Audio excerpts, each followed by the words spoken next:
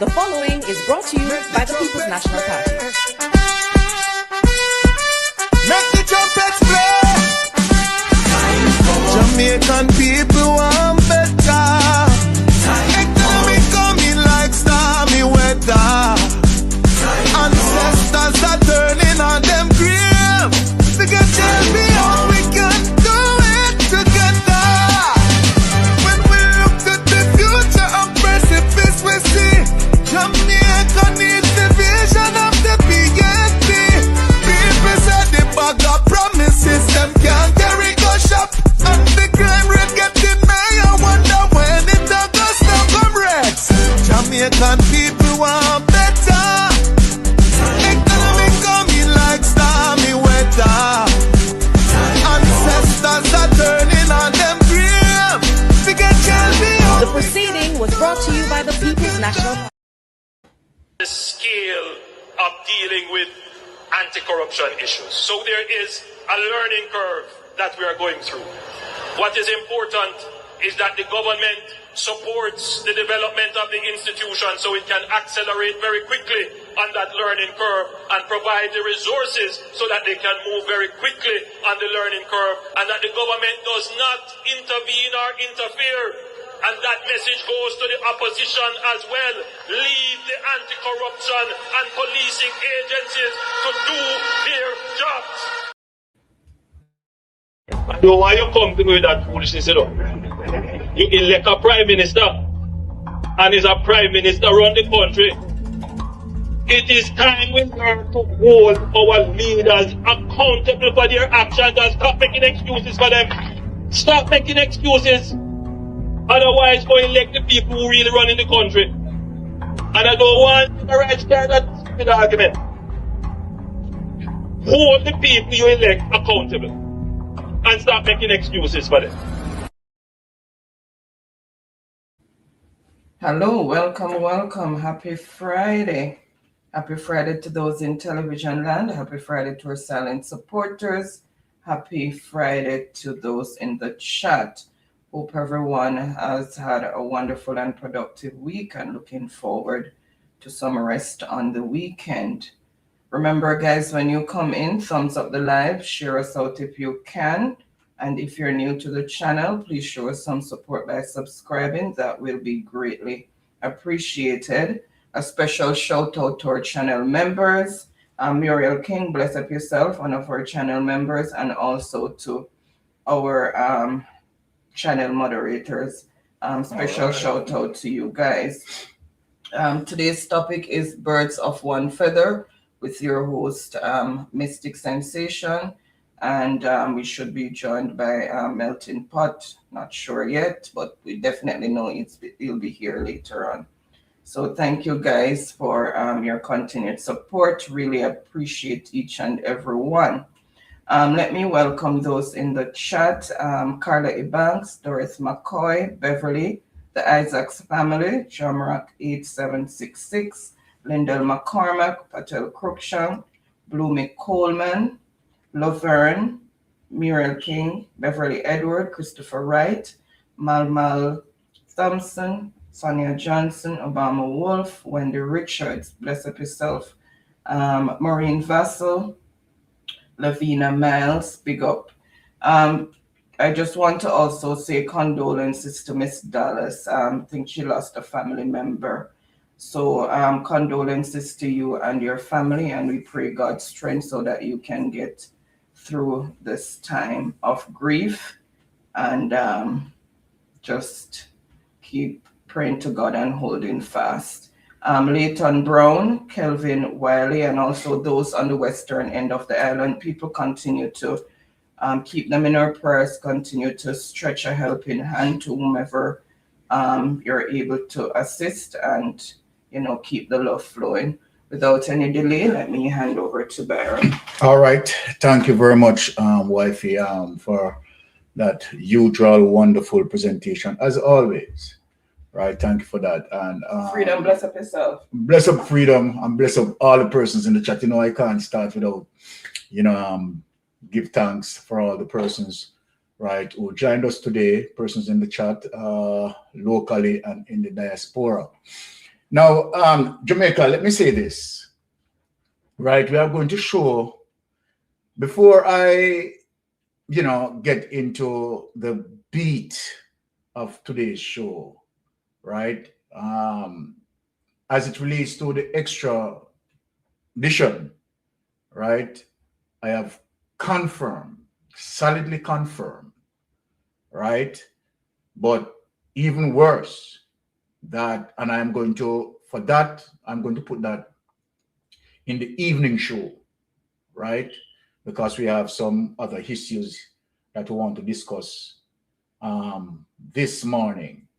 Based on the time when I had gotten the information, I had to put that into the evening show, and we are going to show evidence of that. What many Jamaicans are not aware of, that the United States have been sending extradition requests to Jamaica, and alarming in terms of when I got the information, right? More than 10, more than 20 extradition requests. More than 20 extradition requests. But let us leave that, right, for evening show, right? Because we want as much people to be informed. And not only that, we are going to only talk about the extradition, we are going to show it. This time we have it, right, to show. All right. So that's why I put it. I have not, if you notice, wife is looking on sideways at me now, because wifey not aware that I receive, as it relates to my research, solid information to justify what we are talking about with the extradition. So even she beside me right now don't even know the information, but I have it. And when I say I have it, I have it. All right. And we'll be sharing that, right? I got the information when you were at when you were shopping, so that information came in. So it is serious, extremely serious, Jamaica, and that is one of the reasons why we are getting some pushback from the United States, and that is separate and apart from the geopolitical, right, things, right, that been happening. Right. So a mixture of everything happening in 2026. I mean, Jamaica is overloaded. That's all I can say. Now, somebody's birthday? Somebody say happy birthday, Wendy. Okay, so let us big up Wendy. Happy birthday to you, Wendy, wherever you are. Hope you are enjoying the best of your birthday, strong, yeah. Right? Of your strong, right? Please enjoy with all the pleasures, right, that you can help yourself with. All right. Pauline is asking, what time is the evening show? The evening show is normally 8 p.m. Jamaican time. Yes. Or 6 p.m. Canadian time, and whatever other time difference for those who are watching from elsewhere. Yes. But the Canadian time, it's well, there are different times in Canada. We'll put out the notification after the show. Yeah. We'll put out the notification after the show. And bless up yourself. Maximum respect, Bola. All right. Bola, big up yourself. All right. So, Jamaica, what we have noticed with the Andrew Holness-led administration coming into power, that they had decided that, look, we are going to rob the people's purse. I'm telling you, raw as it is. Andrew Holness administration, right, had decided, had planned premeditatedly that they were going to venture into power and they were going to rob the people's purse. I am not trying to shape it. I'm just telling you the 100% raw truth. That is one of the reasons why they decided that they want the best PR machine going into their plan, their premeditated plan. So what we have been getting now is a program that well executed by Andrew Holness administration. Main objective, to go in, right, and rob the treasury and use PR to cover their tracks. But it is not going to work. And so then you will hear Christopher Tufton came out with PR like this. There is no other administration in the history of our politics that had spent the most on healthcare. And as according to him, that his administration spent over $900 billion. However, when you look and move the veil from your eyes, you will realize that so-called billions of dollars that they spent on the within the healthcare, you can't see it nowhere. Because what? They have physically stole it. Physically stole it through trickery, using procurement, right? Breaching procurement guidelines in achieving their mission. And they had done it well. Let me tell you people, they had done it well. Through the process of direct contract, through the process of emergency contract, and all what they can use, and kickbacks right under the table, right? All that you can see that when you look on Andrew Warner's administration as it relates to procurement, you will realize that it is one set of people who connected to the Jamaica Labour Party getting all the contracts, and while they are getting all the contracts, the kickback is just going under. The kickback is just going under. It is crazy, my Jamaican people. So then, let us give you one of Christopher Tufton trickery, right? And Andrew Holness trickery, because Andrew Holness, Christopher Tufton, and majority of them in the administration, they are just doing that, right? See if they can overload the Jamaican populace with PR, but definitely not doing nothing, right? They are only stealing the money, stealing the money, stealing the money. Now, look at this, Jamaica. And we are going to prove this. So we zero in on the healthcare sector. Now, without any delay on it, let us play this, the last two clips that I put up, right? Let us play this. Want to start with This one. All right. And you're going to hear Christopher Tufton again with another PR stunt giving you, and when you getting it off his lips, trust me, you can't make it up. A snake's oil salesman, right? A PhD in marketing, and oh my God, he can deliver, he can shine, he can tell you, and he can sell you the alternate reality. And when he say it, you're going to believe it. Hear him. Listen to him, people. The Jamaica Labour Party is building a healthier Jamaica for us all. This means more doctors, more nurses, more hospital beds, more diagnostic equipment, and more health centers. This means more access to healthcare for all Jamaicans. It also means shorter waiting times, less medical bills, more smiles, and more lives saved. Join us in building a healthier nation. The Jamaica Labour Party, building for you and your community. This election day, vote Jamaica Labour Party. There you have The it. Jamaica Labour Party is building a healthier Jamaica for us all. The Jamaica Labour Party is building such a healthy healthcare system for you all, right? More doctors, more nurses, more this, more that, and my Jamaican people, the contrary has done, right? They are wrecking the healthcare system. So I want for you to hear it for yourself. Hear the flourishing, hear the articulation of the PR coming out, and they say yes. But when they are by themselves, they are saying yes. Yeah, we give it to them. Yeah, man, we know how to hold them, man. Yeah, we tell them the lies, right? But we do the opposite.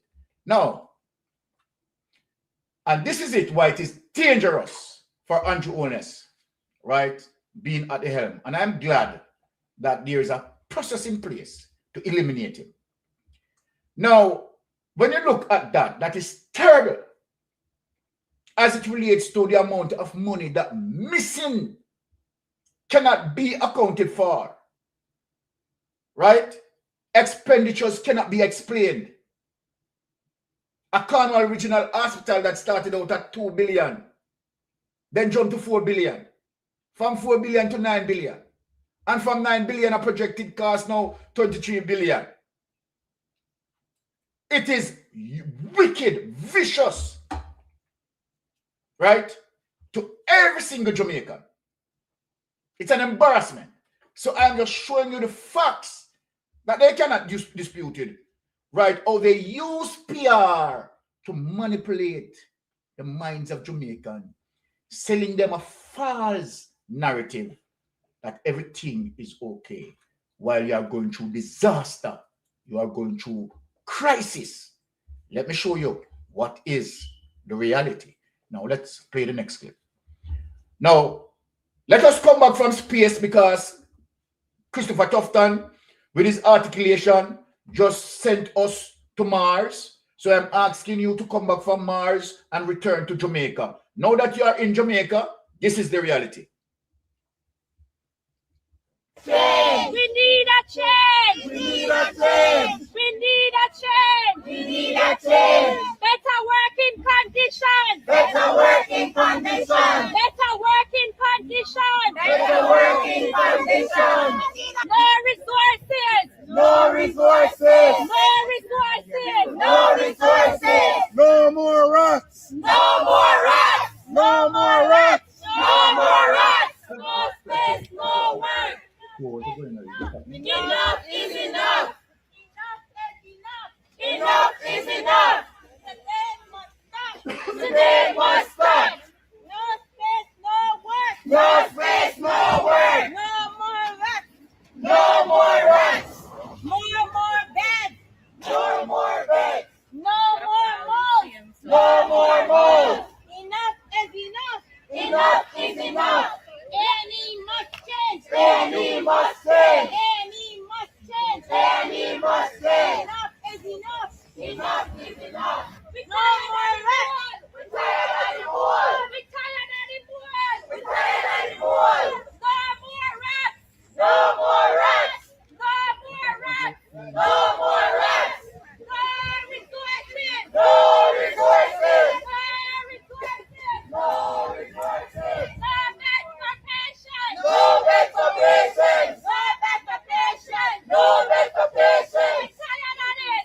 We're tired of this. We're tired of the abuse. Tired of the abuse. Hospital. We need a hospital.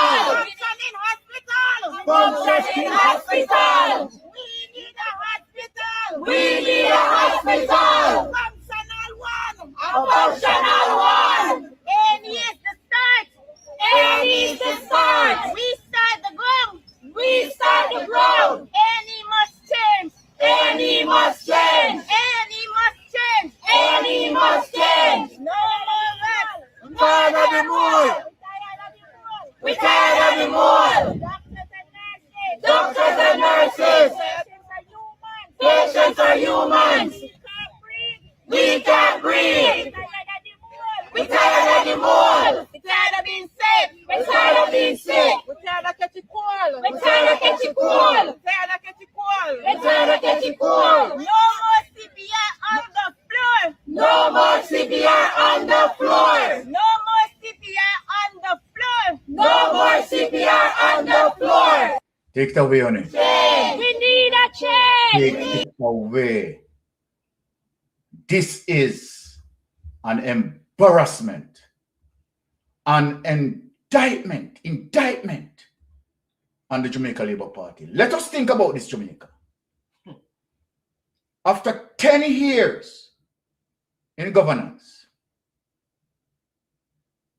and as according to Christopher Tufton, that the Jamaica Labour Party administration had spent the most on healthcare. Billions of taxpayers' dollars. And what we have found in year 2026, CPR being undertaken on the ground in the Cornwall Regional Hospital. On the floor, CPR being executed on the floor, administered on the floor of Cornwall Regional Hospital. This is crazy. This is sickening. Where is our money?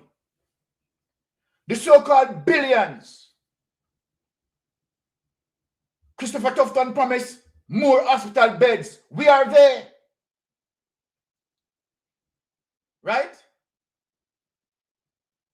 MIR machine. What are some of the machines on it? CT scan machines. Ultrasound. Dialysis. MRI, sorry. Operating equipment. AC, no problem with AC. Right, AC. Beds. Better working condition. More staff. And more staff. What happened to those things? But you see, you survive on PR. The lies that you told. Not only the lies that you told. The way how you have affected institution, critical institution to lie. Yes, Obama. The way how you have affected critical institution to lie for the Jamaica Labour Party administration. When you look at the PIOJ, the Planning Institute of Jamaica, by your extended arm of corruption reaching the tentacles of the leadership, to have him sing, I don't know what you are giving him, to come out and risk his career like this, telling lies, how the economy is functioning quite well. All lies. All lies. Now, let us get into this, my Jamaican people. Watch this. Million missing, and UHWI again expose a lot of things been happening throughout the healthcare system. I'm going to play this tape for you, and I want you to listen, right? Look at this. Now, let us lift up this information to show you. Let us lift up this information to show you, right, the situation as it relates to how crooked the Andrew Holness administration is. PR while stealing. PR while corrupting themselves. PR while breaching the procurement guidelines. I want you to listen to this, and you have to. And I'm speaking as well, right, for any Jamaica Labour Party supporters who want good governance. Just hear what I have to say this morning. And when you look on the evidence that I am showing, right, you have to now go in front of the mirror and ask yourself if you still want to support, right, a criminal network like this. This is honestly a criminal network. They are scammers in our politics.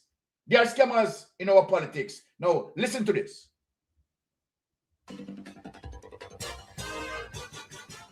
A very good evening to you and welcome to All Angles. My name is Andrea Chisholm and I'm filling in for Dion. Now, for the first half of the program, we're going to be talking about some of the key findings and recommendations of the Auditor General's report. And it speaks about the procurement practices of the University Hospital of the West Indies. And later in the program, for the second half of the show, we're going to talk about the controversial enhanced games. It allows athletes to use performance-enhancing drugs. But we're going to start off with the Auditor General's report. And on Tuesday, the University Hospital of the West Indies, that information was made public. So we're going to be jumping right in. We don't have time to go through every single details, but we're going to be picking out some of the highlights. My guests this evening are Dr. Gavin Mars, the new Principal Director of the National Integrity Action NIA, and the Executive Director of the Jamaica Accountability Meter Portal, JAMP, Jeanette Calder. Good evening. Thank you. And thank you so much for joining us. Well, the audit focused on the University Hospital of the West Indies, as we all know, and it covered the period from the start of the fiscal year in 2019 to the end of the fiscal year in March 2025. So let's pull out one of the key findings. The Auditor General found that 51 contracts valuing $521 million that the University Hospital could not provide any procurement documentation. Let's start with you, Ms. Calder. Why is that problematic? First and foremost, it's a breach of a law. Those laws have been put in place by our parliamentarians, our elected representatives, for the very purpose of recognizing and acknowledging the sacrifice that Jamaicans make in paying taxes so that we can what? Have good public services and better quality of life. So when you have public officials who you have entrusted and they are abusing the authority that they have, but also the opportunity to spend in a way that can benefit you, and they do it with a disregard for the laws that are there to actually protect your assets and to help you to deliver the best services possible, then there's just a lot of concerns. There's a breakdown of trust. And the bottom line is it just affects the quality of our lives. And Andrea, let me be clear. We've talked about this from time to time. This kind of discussion is not new for me, but it is really particularly hurtful. And I had a difficult day reading the report, particularly because it was the Ministry of Health and Wellness. So when we have these kind of reports coming in about any entity, it's bad. But when it is about a ministry or an entity rather that is taking care of the most vulnerable, then it becomes a little bit more heartbreaking. It's more than just the money. Okay. Mr. Myers, you have some people who may think that the procurement rules are neither here nor there. So in the context of this major finding from the Auditor General, I'll put this same question to you. Why is it a problem?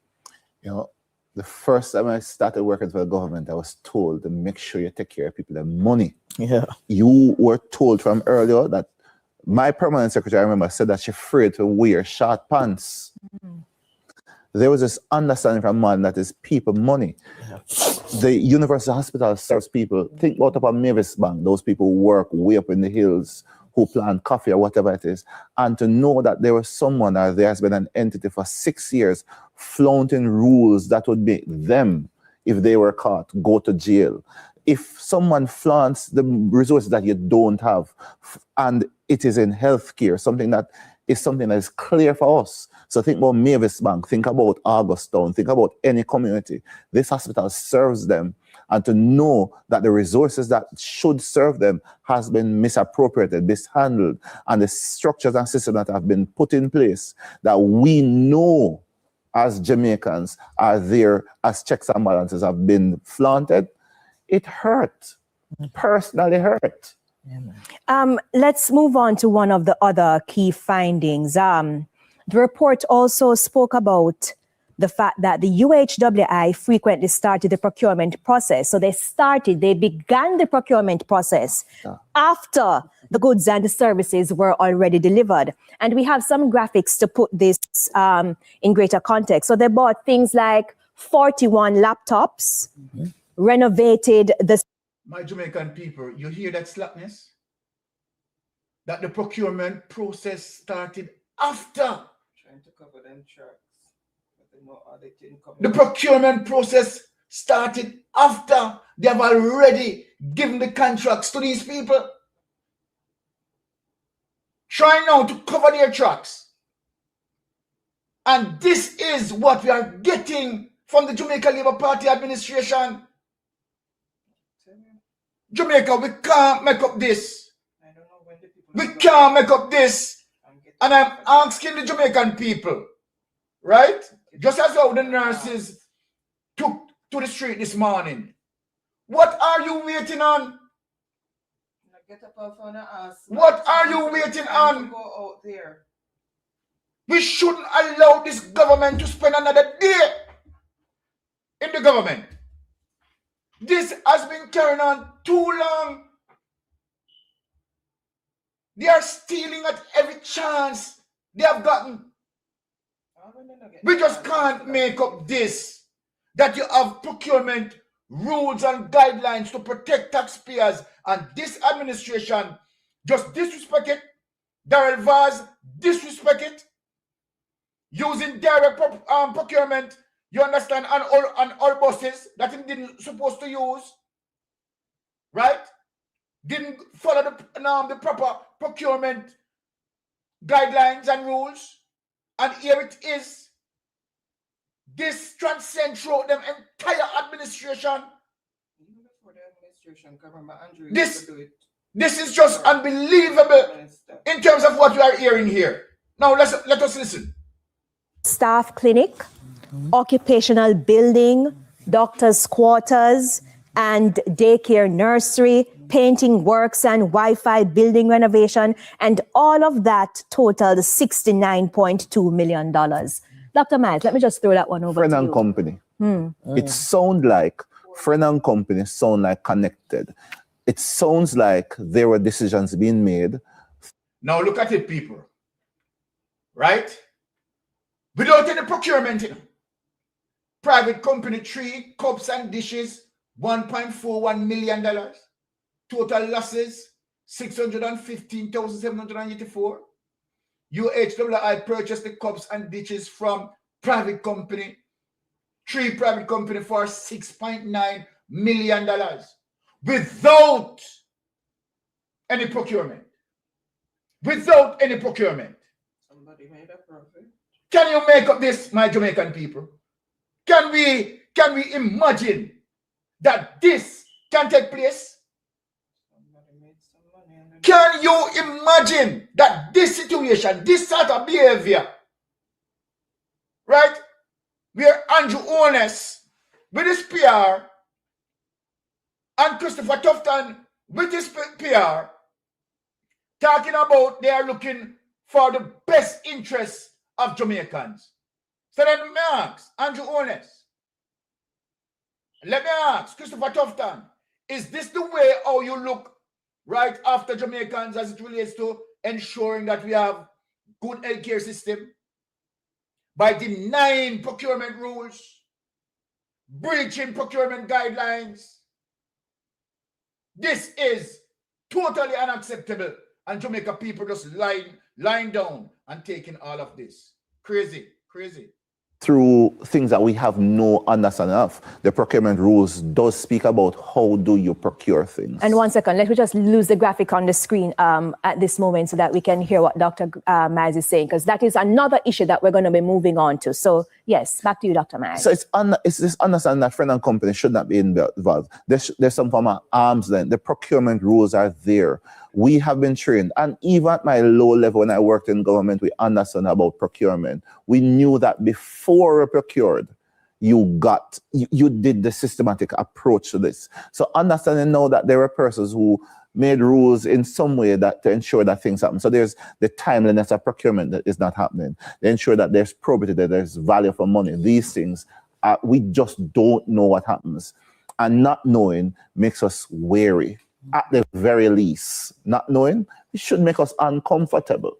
Have you ever seen this before? I'm so glad you asked me that, I'm sure, because let me tell you guys, I've been paying attention to procurement for a long time. While I was in government, just procuring myself as the director of the Technical Services Unit at the Ministry of Housing, serving on the National Contracts Committee, where part of my responsibility was to ensure that the process of procurement went well. I have been reading Auditor General's reports, Contractor General reports, and this one is new. And why is it new? I thought I've seen it all, but just think about it now, Jamaica. It's not just a matter of the procurement rules. It's a level of deceit that is bothersome. You have already procured the 41 laptops. You've got them. It's been supplied. And then you take the time after that to begin to send out invitations to bid to the person who has already delivered them and to other bidders. It's an act of pretense, and it is deceit. And that I have never come across before. So it's like a situation, just to break it down. Yeah. For example, I buy a fridge in my house, for example, and it's after I buy that, Yes. I'm going to get the invoice and the quotation. And you're asking people, supply me with a fridge, please, but the fridge is there. And then you're putting documentation together and contracts are being post-dated to give the appearance that it had been done correctly, which means you really know how to do it, Andrea. I've never seen that before. It's deliberate, it is premeditated, and it is deceitful. So let me stay with you, Ms. Calder. So the Auditor General's report by itself on the UHWI is damning. Yeah. But when taken in the context of the tardiness in financial reporting by the Health Ministry, for example, how is the issue magnified? Definitely. I mean, JAMP has reported almost a year ago about our concerns that we read about 11 Auditor General's reports looking at the various ministries who have been tardy in providing financial reports. And the Ministry of Health was one such. It was last $829 billion. In more detail in terms of what Jeanette Calder, right, is making reference to, right? And I'm going to show you that Christopher Tufton, you are to go to, look, Christopher Tufton, you are to be tried and you are to be sent to prison. Now, look on this, Jamaica, right? That Andrew Holness administration, for over 10 years, not submitting any appropriation account to the Auditor General. The appropriation account, right, will record all expenditures, and they are not submitting that, So let us go back in terms of what I said in terms of the premeditatedness of the Andrew Holness administration. You can see, right, as a result of how systemic the corruption is as it relates to the amount of money unaccounted for. Look at this. We are talking about over $3 trillion unaccounted for and cannot be explained. And in the same breath, cannot be explained because the administration, right, which is the JLP administration, they are not ensuring that the appropriation accounts being submitted to the various appropriation account from the various ministries being submitted on time. Those appropriation accounts supposed to be being sent to the Auditor General on an yearly basis. Yearly, annually. Now look at this. Let me bring up 30 years. Let me just bring up this and read it for you so you can have a full understanding of the level of criminality that is happening with the Jamaica Labour Party. We can't make up this. We honestly can't make up this. It is too much. It is too much, Jamaica people. When we are speaking, it is just too much as it relates to the high level of criminality, and then Andrew Holness coming out smiling. You understand? Smiling his face to Big Mama, right? Talking about,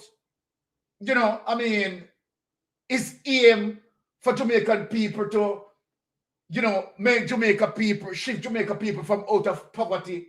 This is the very same man doing everything to keep Jamaican people in poverty and make it worse for Jamaican people. This is sickening. And one of the things that I don't like, right, as it relates to when we have professional persons who are talking about these issues, right, they don't want to call a spade, and they try to be extremely, politically correct and, and you don't want to call it out. They are stealing the money. They are stealing the money because breaching of procurement rules and guidelines. They are stealing the money. I asked for an update as it relates to the ministries now, right, who started, if they start submitting an appropriation account, can they give us a tally on what happened as it relates to the $3 trillion?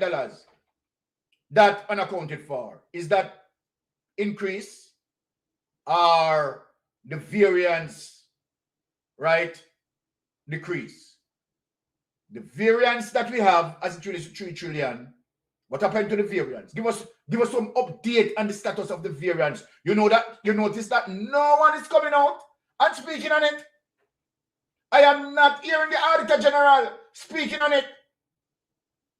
No one is coming out and speak on the variance. What happened to the $3 trillion unaccounted for? Do we have an increase in the variance or we have a decrease in the variance? Now, look at this now, my Jamaican people. This is June 2024 now. Want to see the date? Thursday, June 2024. Look at this now. Jamaican taxpayers and the parliament are still unable to assess how the Ministry of Health and Wellness spent almost $700 billion in public resources allocated to the ministry over a 10-year period. On just 2 hours, a tape that I play where the Canal Regional nurses, you understand, are on strike. Right? They have no equipment to work with. They have to be doing CPR on the floor. This is terrible. Now, owing to the apparent failure by Permanent Secretary Dunstan Bryan to submit the appropriation accounts to the Auditor General in keeping with the Financial Administration and Audit. Now, let us talk about Dunstan Bryan. Dunstan Bryan, who was the Permanent Secretary, right, for Christopher Tufton for the Health Ministry. The administration, the Health Administration, Christopher Tufton had protected Dunstan Bryan, from being held accountable, by moving out Dunstan Bryan to show you the plan, the premeditation, Because Dunstan Bryan cannot explain the variances, Christopher Tufton and both Dunstan Bryan take away himself, claims him gone on study leave, and then at one point, we signed back in Jamaica, We signed in Jamaica. And now, Green is there. Green don't really know anything about the missing billions of dollars, But this is how Andrew Holness administration protect the criminals. Now you see how Dalrymple found guilty. And hear what Andrew Holness is doing now. Rubbing it in the face of the Integrity Commission investigators by now putting a thief, putting a puss, putting a criminal to do what? Provide oversight on the Integrity Commission. To provide oversight. You have someone who don't have no integrity. No integrity. Found guilty of stealing taxpayers' money. And the thief in Prime Minister. Double down with him level of criminality and thievery. You know, say you push Andrew Holness. You know, say the whole of push. Now, look at this. A gleaner query to the Auditor General Department on Tuesday revealed that the backlog of appropriation accounts that had been flagged in successive annual reports of the Auditor General are yet to be submitted for review. You hear that, people? Jeanette Kyler, Executive Director of Jamaica Accountability Meter Portal, says she is not surprised that there is no progress at the Health Ministry regarding its legal obligation to account for the money the public has provided over the last 10 years. No surprises according to what Jeanette Calder is saying. Right? Jeanette Calder know them. She contends that this is not a new problem and has been allowed to persist for decades. The Health and Wellness Ministry reported early last year that the appropriation account for fiscal year 2013 to 2014 to 2022 to 2023 had been completed and submitted to the internal audit unit of the ministry for verification. However, more than a year later, the documents have not yet been delivered to the Auditor General. You hear that, people? You hear the level of criminality, no, man? Look on the behavior, the breaching of rules and regulation. Andrew Holness administration is unstoppable. Over the 10-year period, Parliament approved 695 billion, or 9.1% of the national budget, for the management and administration of health sector by the Minister of Health and Wellness. Section 24, subsection 1 of the FAAC Act stipulates that accounting officers should submit to the Minister and the Auditor General appropriation accounts for expenditure for each financial year within 4 months after the end of a financial year. So now hear that clear, people. This report is supposed to be submitted annually. Annually. And they have not been submitting these reports over a 10-year period of full coverage of Andrew Holness administration, criminal administration, kleptocratic, banana republic. The ministry also reported last year that the delay in completing the accounts was due to challenges with the finance system, financial system, management system server, right? 2 decades old Gleaner articles on the Ministry of Health speak to the extent to which those challenges are allowed to persist, called the highlighting, right? On March 18, 1963, the Gleaner quoted a Public Accounts Committee report that there were adverse comments from the Auditor General on the condition of the Ministry of the Health accounts of 3 successive years ending 1959. That many transactions were subject to no internal audit whatsoever. For example, expenditure during 1958 to 59 in respect of salaries alone, approximating 1.4 million, 6.6 billion today. The second article in one published on February 11, 1978 with an headline, "No accounts ever from regional hospital boards. Nothing has changed," Calder added. The accountability campaigner argued that the sanctions are harshly meted out to citizens and the business community who delay or fail to comply with the country's financial laws, but several state entities, the Ministry of Health being only one example, can do the same for decades with little or no concern. Even when money unaccounted for compounds to almost $700 billion in value, there remains no evidence to suggest that the cabinet or the Parliament of Jamaica is acting to hold anyone to account for such financial crimes or its impact on service delivery on an area as crucial as healthcare, right, for Jamaicans, the jump head contended. Now, take this away, honey. The entire mess that we have seen here. Now, let us get serious now with this and show solid proof of the thievery. Now, look at this, my Jamaican people. Look at this. Let us get into here. Yes, read by Jamaican information. Let us get into here, people, and show you some real thing as it relates to the criminal behavior. Yes. Look at this, my Jamaican people. And the reason why I'm going to show you something, I'm going to show you something in terms of, right, different approach. And Andrew Holness is going to explain it for us.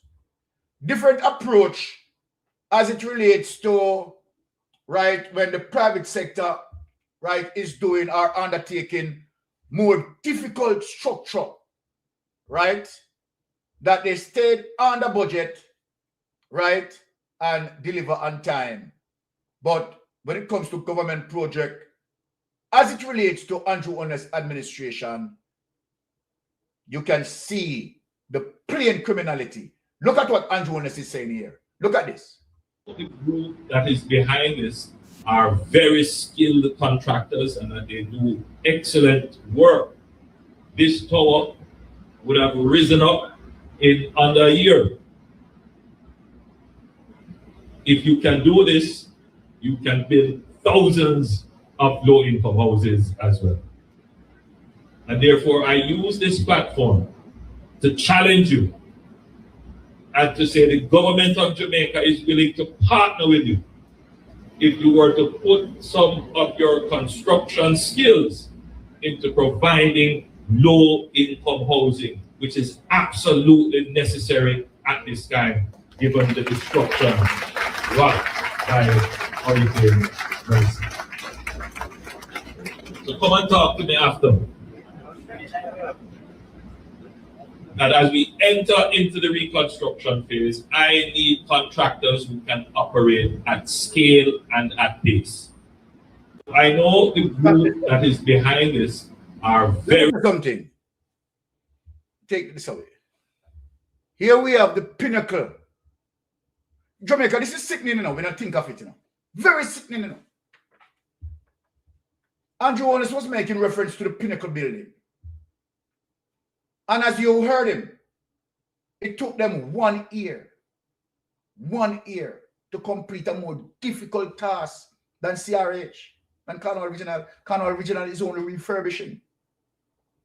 And the pinnacle, right, built from ground up, they have to dig pile way down in the earth.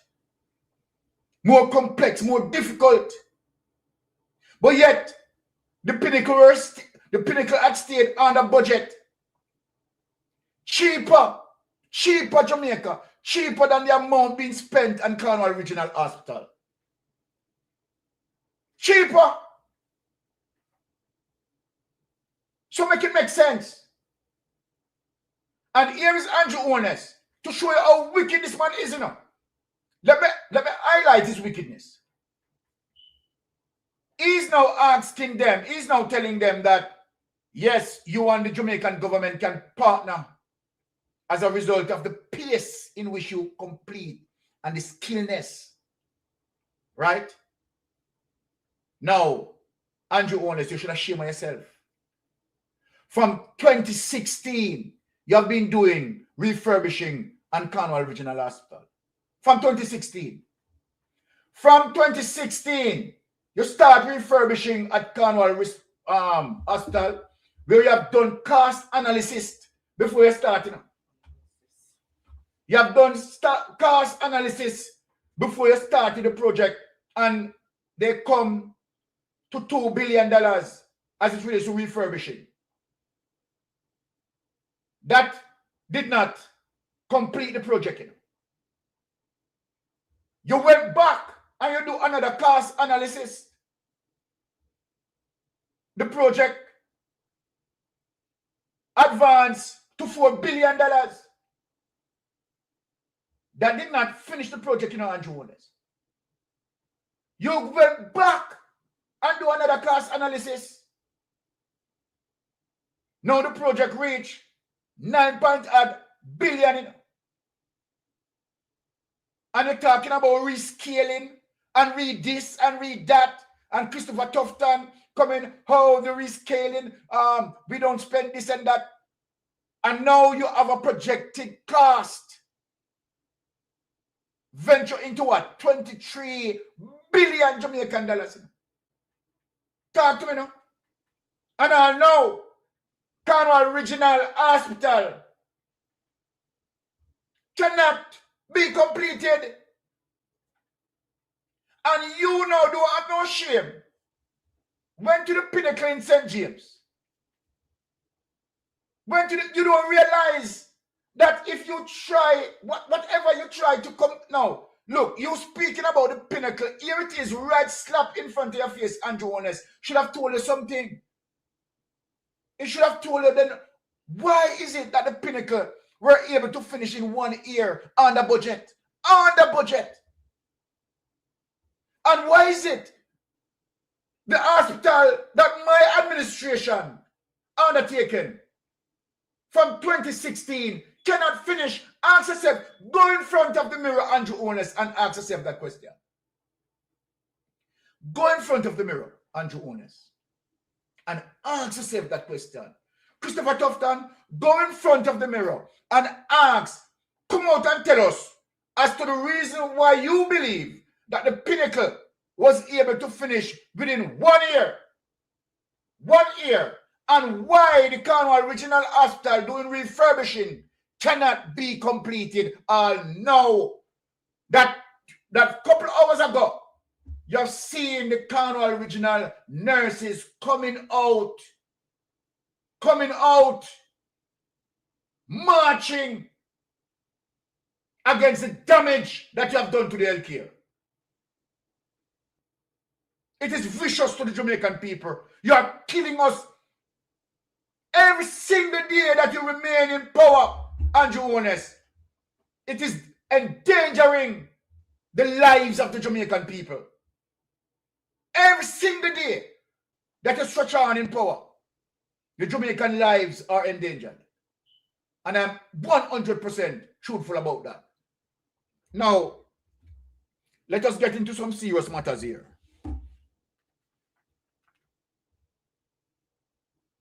Now, yesterday, I spoke about, we are going to venture into some geopolitics here, which is very serious to Jamaica, you know? And we have to wake up our Jamaican people, right? Yesterday after I finished, I had spoken to a gentleman who called me in the program and said that, you know, I should link with him. And I linked with him and I have a healthy conversation with him, quite edifying. And I presume that he's listening just about now. And so then I am going to come back and show you the facts in which I speak when we talk about geopolitics. And I am saying to Jamaican people that, look, and as a matter of fact, to the Jamaica Labour Party administration, that you can't stay in the center between China and the United States. And I'm going to show you the exact evidence where Donald Trump is telling you just that. I'm going to show you the evidence that they are saying for Caribbean countries. They're literally saying it. For Caribbean countries who are not aligned with the United States, they are going to suffer the consequence. And wish for Jamaica, it started. I am telling Jamaicans that Jamaicans are in a bad position because of the corruption of Andrew Ones. And he cannot go left, he cannot go right. And that is the truth about our affairs. And that being said, simply means is that we are going to stand up and we are going to get the blunt of the United States wrath coming down on us. Because we have a government who's a kleptocratic government, a corrupted government, right? And guess what? He can't move. If he move away from China, China is going to expose him. And that is the plain truth. China is going to expose him. So there lies the problem. You know, dead center cannot move. And that is one of the reasons why it is important, as I said, that when you are in government, you have to carry your moral compass so that you don't have external power can hold you at ransom. And so then you can't make a decision firmly. Can't. And then what is happening now, extradition is now pushing forward. Let me tell you something, Jamaica. You are going to see this evening that I'm going to show you extraditions in the pipeline. Several extraditions in the pipeline under Bruce Golding government. They don't want to talk. I am going to show Jamaica people under Bruce Golding government and under Andrew Ones administration. Trust me. No extradition under the People's National Party administration. Why? You are going to see the evidence that I'm going to bring forward to you, showing you the extradition process, right, from 2009. And then Portia Simpson administration, okay, because of course, right, they are known criminals. But jump again to Andrew Warner's administration. Look here, Jamaica people, what you don't realize, we are talking about the latest extradition. There are several extraditions. Jamaica, I have the evidence. I have the evidence. And we're not just going to talk about it, I'm going to show it to you. Several extradition process going on as it relates to the Andrew Warner's administration. It is a crying shame. It's a crying shame, Jamaica. Now, let us get into the Dan Rowe doctrine so Jamaica can understand what Donald Trump's administration is doing. And I decided that, you know what, let me just do the studies, arrange the clips so Jamaica can fully understand in terms of when Mystic Sensation is speaking and know that I am speaking from the foundation of the truth. Now, let us get to Trump Dan Rowe doctrine. And this is what been executed in the Caribbean.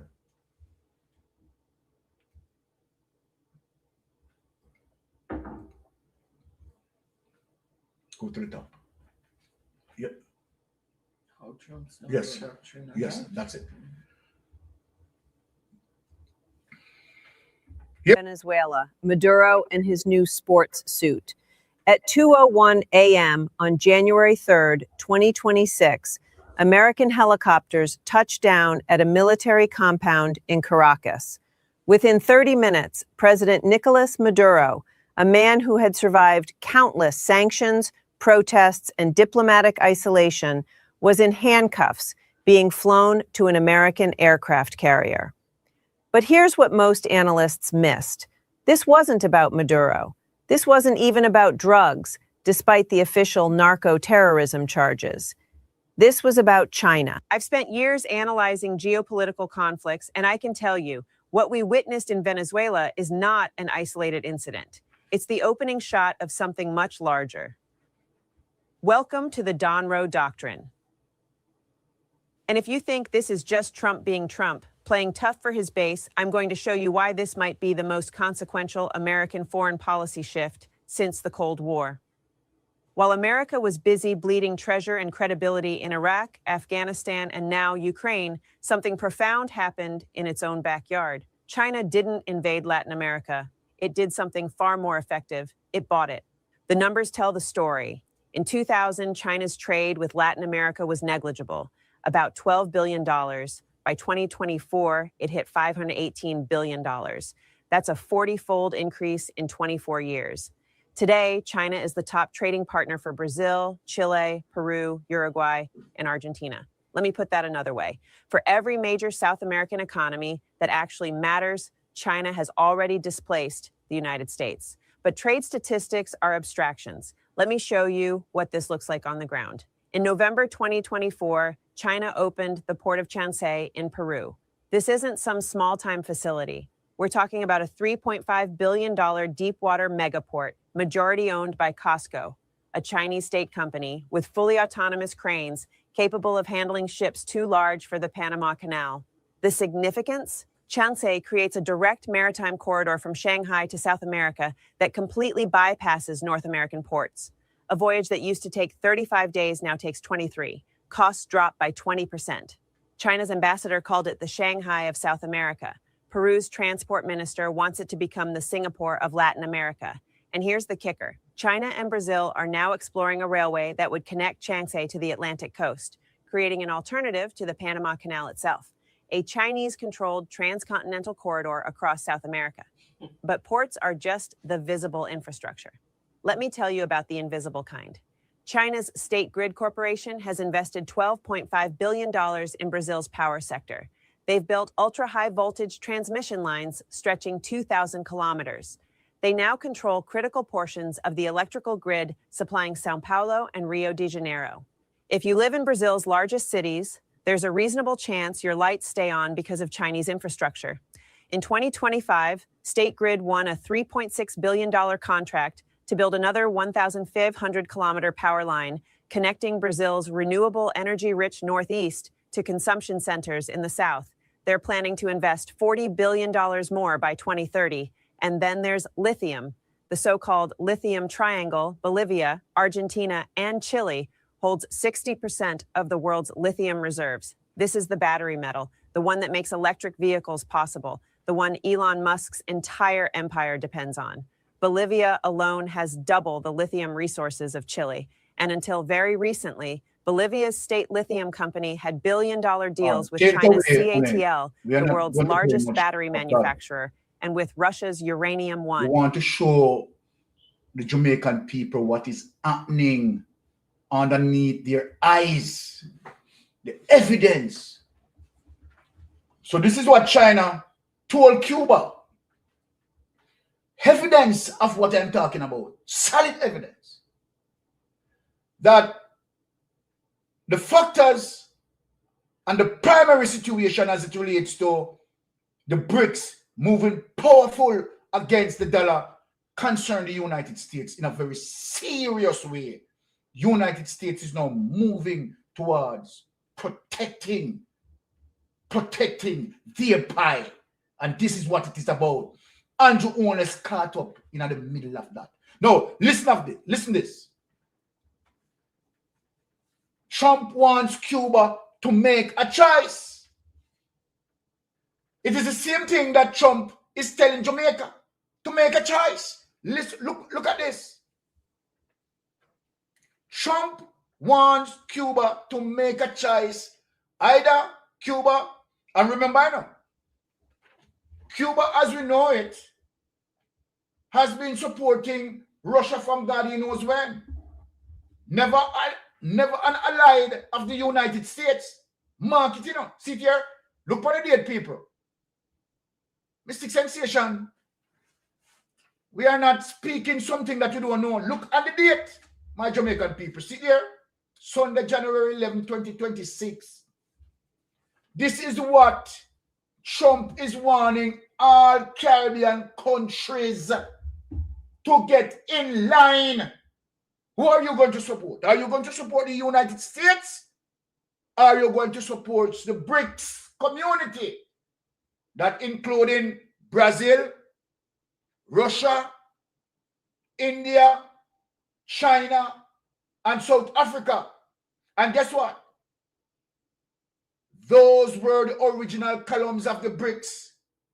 They have now rising strength to about over 20 other 30 odd countries who join on to the BRICS, including Saudi Arabia, making a move now to join on to the BRICS. Another critical blow to the United States. This is very serious. So any sanctions we can draw out and pressure the Caribbean, all those sanctions are going to be drawn out. All those sanctions are going to be drawn out and being utilized, right? Extraditions that were not, pushed in any serious and focused way. Those extraditions are now going to push in a very serious way. And guess what? The United States have all the shits and these Caribbean countries that involve in drugs, scamming, money laundering, and all of that. And the cards are going to be played out. Now look, here it is. Trump wants Cuba to make a deal before it's too late. There it is, Jamaican people. Also, Jamaica need to make a deal before it's too late. Trinidad say nah hitch. Trinidad jump over and make that deal. Now, let us read in the details to tell you what is going on. United States President Donald Trump on Sunday fired off another warning to the government of Cuba as the close ally of Venezuela braces for potential widespread unrest after Nicolas Maduro was deposed as Venezuela leaders. Cuba a major beneficiary of Venezuelan oil, has now been cut off from those shipments as U.S. forces continue to seize tankers in an effort to control the production, refining, and global distribution of the country's oil product. Trump said on social media that Cuba long lived off Venezuela oil and money and had offered security in return, but not anymore. There will be no more oil or money going to Cuba. Zero.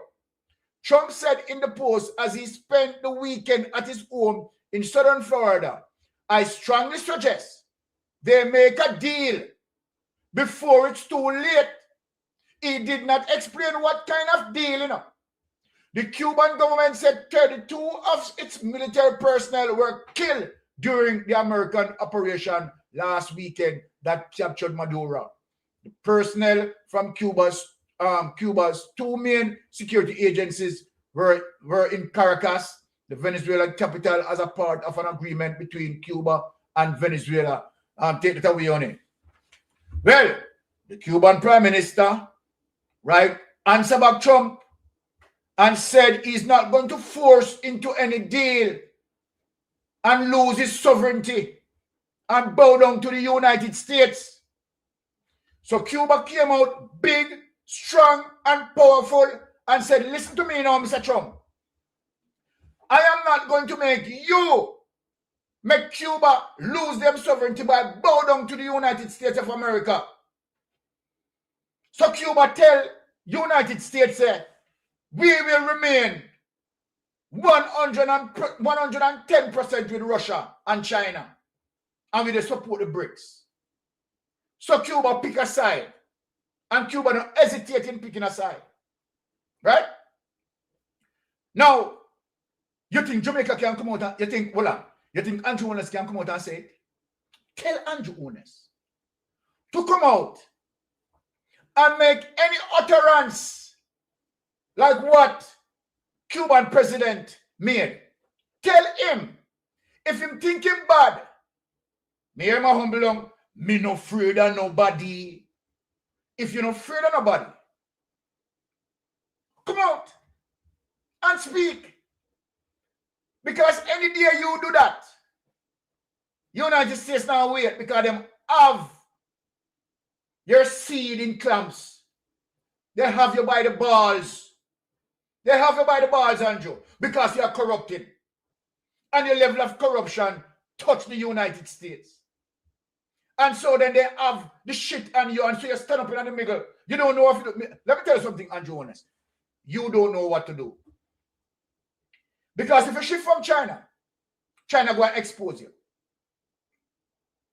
If you shift from China, China is going to expose you. Right?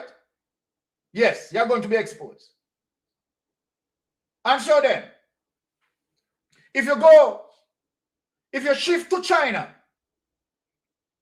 right? Shift from or shift to. If you shift to China, United States will crush your balls. And you know. So what are you going to do? And guess what? Trump saying your time is running out. So this is how Trump will show you that the administration is serious. You see the sanctions coming out? Right? First, what United States is doing, clamping down on the visas. That means this is going to affect, right, Jamaican people big and serious. Clamping down on the visas.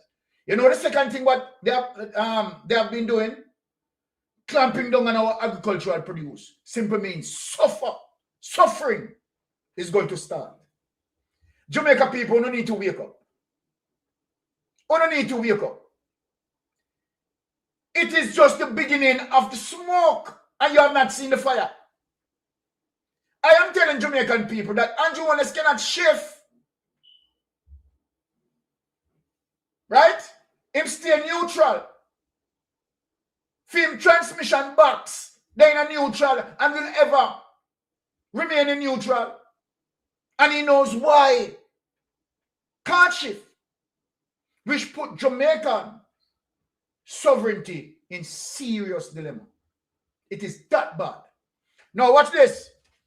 To show you that what Trump is doing, extending and trying to protect his backyard, right? And try to move swiftly towards the BRICS, right? In defeating the BRICS. Now look at this. Germany, Dutch, and Canada. This is a different thing that we are going into now. Watch this now, people. This is a very serious move because the pressure is turning up. Look at this now, Jamaican people. And I want you to read it well. Want you to read it well. Let me just increase that so you can read it and see it, my Jamaican people. Now, here it is. All right, we do some of it. Okay, all right, here it is, people. I know you can see it. Here's the title. Why Germany, France, and Canada are sending troops to Greenland amid Trump's tension. Explain. Germany and France were the latest NATO members to announce that they will send troops to Greenland. People, this is January 15, 2026. Right? Now, Germany and France were the latest NATO members to announce that they will send troops to Greenland, and President Donald Trump ramped up threats to conquer the Arctic island. Sweden, the Netherlands, and Canada also made similar announcement this week. The German Defense Ministry added that the deployment of a 13-strong Budweiser reconnaissance team to the Greenlandic capital Newcastle at Denmark's invitation. The mission aimed to explore the framework conditions for possible military contributions to support Denmark in ensuring security in the region. The deployment comes as Trump intensified warnings that anything short of U.S. control of Greenland would be what? Unacceptable. The 79-year-old reiterated these claims ahead of his meeting with Danish officials on Wednesday. Take that away, Oni. Let me talk. Now, let me say this, since we are dealing with geopolitics. One of the fatal errors that Germany had made in World War II was to outstretch its army. Germany was fighting too many battlefronts. And so then they couldn't cope. If Germany did strategize and keep confined space to fight that war and do it intimately, if they had done it incrementally, Germany would have succeeded in World War II. But they take on too much. Now, why am I saying that? This is the warning as it relates to Donald Trump. NATO had been a long allied force as it relates to supporting the United States of America. If Trump moved in terms of separating NATO countries against him, that you have Canada, Germany, right, running to the defense of Greenland, I can assure Donald Trump that he is weakening his effort from once NATO start to split. If you have USA start to split up with NATO allies, it's going to be a problem for the United States. Definitely going to be a problem. Because that would be now an advantage and a gap that BRICS can walk through. Would they hesitate in seeing such a vulnerability and leave it alone? I know that it's a chance to take over. Yet to see. Now, make a shift from that. Now we are going to go into some heights of some serious corruption here. Let us get, and why I think I'm going back here? The issue of SSL still on the books. And the Andrew Holness administration wants social media to stop from speaking about it because it is damaging. Now, I want to read something as it relates to an investigation that Zara Burton had done. Open up. Right? More windows into SSL. Look at this. 18 degrees now. And Zara Burton asked the question, did the Integrity Commission miss the boat while investigating Prime Minister Andrew Holness' unexplained wealth? Here it is. We are going to break something this morning. Did the Integrity Commission miss the boat while investigating Prime Minister Andrew Holness' unexplained wealth? Question asked. Now listen, people, let us get into the details. Despite a 2-year probe of the financial dealings of Jamaica Prime Minister Andrew Holness, the Integrity Commission failed to investigate the source of funds for his now defunct offshore company, ADMAT Incorporated. The revelation contained in its report tabled in Parliament on September 17 raises a question about the thoroughness of the Commission's investigation into Mr. Holness' unexplained wealth, since it overlooked one of the most significant period between 2008, when Andrew Holness took out ADMAT, and let us stop at 2008. Remember 2006, Andrew Holness was in Orient, 2007, Cash Plus, 2008, SSL. Now, this is where Zara Burton now is giving reflection on 2008 and 2011, when Mr. Holness used ADMAT to purchase. Come in, people. I want to come in and listen to this. 2008 and 2011, when Mr. Holness used ADMAT to purchase $57.1 million in US $692,478 worth of property without any registered mortgages at the time, when his average salary as Minister of Education averaged about $5.2 million. Look into that, people. Look into that.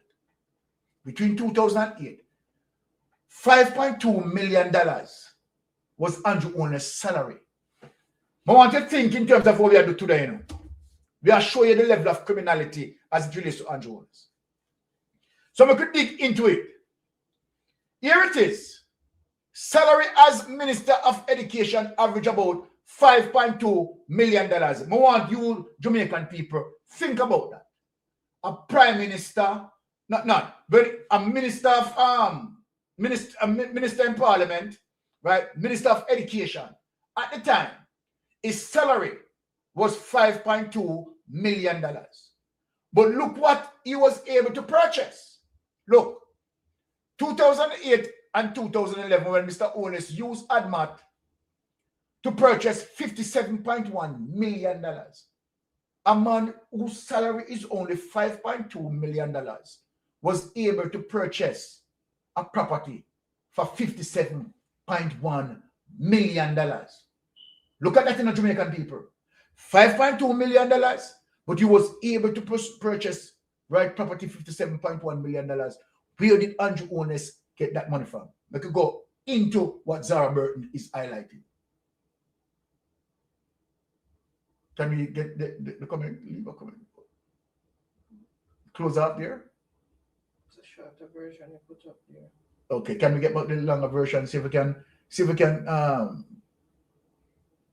next. Okay, there's a next. Okay, all right. Yes, we found it. Now, Let us take up.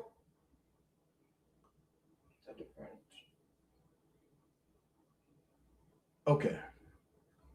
Okay, this is a different corruption for Andrew owners. Okay, so here it is, giving a part of the project, a housing construction project connected to Jamaica Prime Minister Dr. Andrew Ones has been found to be in breach of its building permit. We are not going to go into that. Let us get back. Can we, in the meantime, if we can search for it, and we get the lengthiness or the length of that document, then we could be able to speak on it.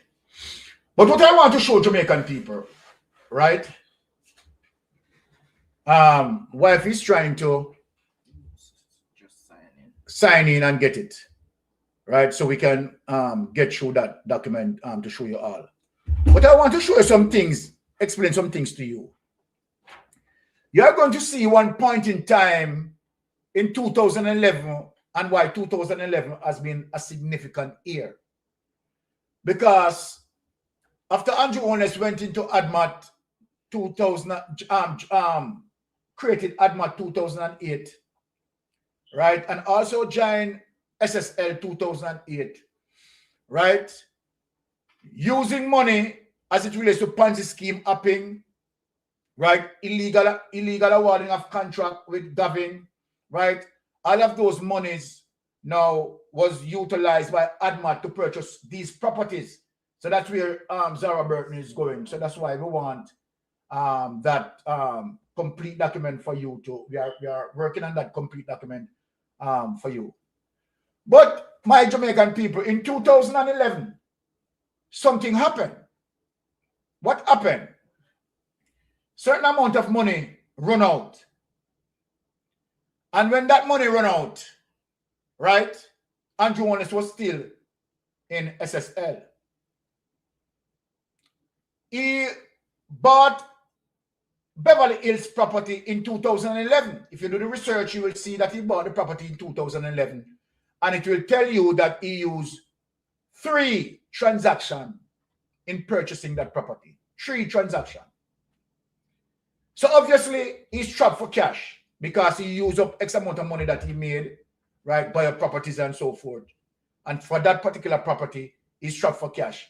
So he has to use 3 different payments to pay for it. Somehow, in 2012, something significant happened. Remember, you know, Andrew Ones in 2011 now strapped for cash, use up his money, use up ADMAT to purchase all the properties. 2011, have a look at money, right? And where some of that he used to, thank you, honey, for finding it. So we are going to get it. I just signed you and you were signing. Yes. So so we are going to see that in 2011, right? Strapped for cash, right? He paid in 3 different payments to pay for the lot. But something significantly happened in 2012. What happened in 2012? Bolt joined SSL. One would have to speak with Bolt because Bolt remained silent. The question that investigators would like to ask Bolt, who encouraged him to join SSL? A question like that to Bolt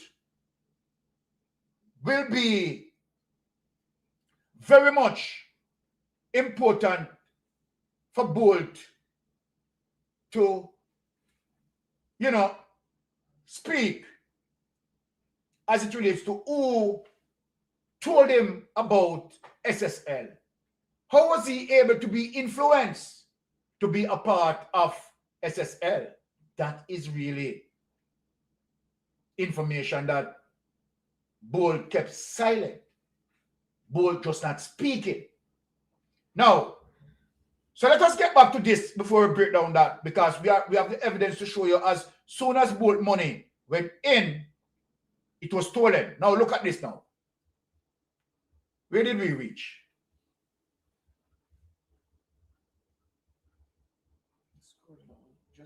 Okay, all right, good. We're fine. So here it is. Let us read it back. 2008 and 2011, when Mr. Onus used ADMAT to purchase $57.1 million, $692,478 in US dollars, worth of properties without any registered mortgages at a time when his average salary as Minister of Education averaged about $5.2 million per year, not counting allowances. Now, so what's this now, people? Let me get down into the beef of the matter. To be sure, the Commission's investigation was triggered by concerns about Mr. Onus' statutory declaration in 2021. His declaration up to 2020 had been previously certified by the Commission or its predecessors. Now, but even though those declarations had been previously certified, the Commission's Director of Investigation decided that to thoroughly investigate the issues raised, the Director of Investigation inquiries had to be expanded to 2018 and up to 2023. It didn't mention going back to before 2018. So the investigation that Andrew Onus came under there, right, stretched to the period from 2018 to 2023. Now, watch this now.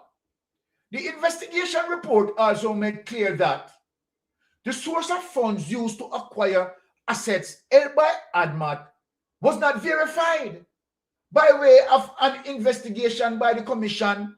This is noteworthy because ADMAT was registered in St. Lucia in February 2008 as a holding company for estate planning purposes, according to Mr. Onus in a 2016 interview with 18 Degrees North. So its asset would seem to have come directly from Mr. Onus, right? So then what Zara Burton is saying, that there was no deep investigation went into Onus, you understand, leading from the time to ADMAT coming up, there was no investigation done by Integrity Commission into him for that period. No, but not having probed ADMAT. This is what Zara Burton is asking now herself. But not having probed ADMAT, Ian Nelson, a certified public accountant living and working in the United States, who happens to be in Jamaican, believes the Integrity Commission totally missed the boat. Want to hear that, people? Look who said it, you know. A certified public accountant, you know. But not having probed ADMAT, which, remember, Mystic Sensation always talk about that, you know. That if you are not investigating the money goes into ADMAT, how are you going to understand, right, such source of criminality? And here it is that the certified public accountant is asking the same thing. Here it is. But not having probed ADMAT, Ian Nelson, a certified public accountant living and working in the United States, who happens to be Jamaican, believes the Integrity Commission totally missed the boat. Let us get into that. They are at the tail end of the chase, not the beginning. Mr. Nelson said, if you look at the source of funds for ADMAT, back then, there might have been something to talk about. Let us talk about that, my people. And which the accountant is right. When we talk about the source of funds into ADMAT, let us look at some of the activities before ADMAT. What were some of the activities before ADMAT? Follow me now, people.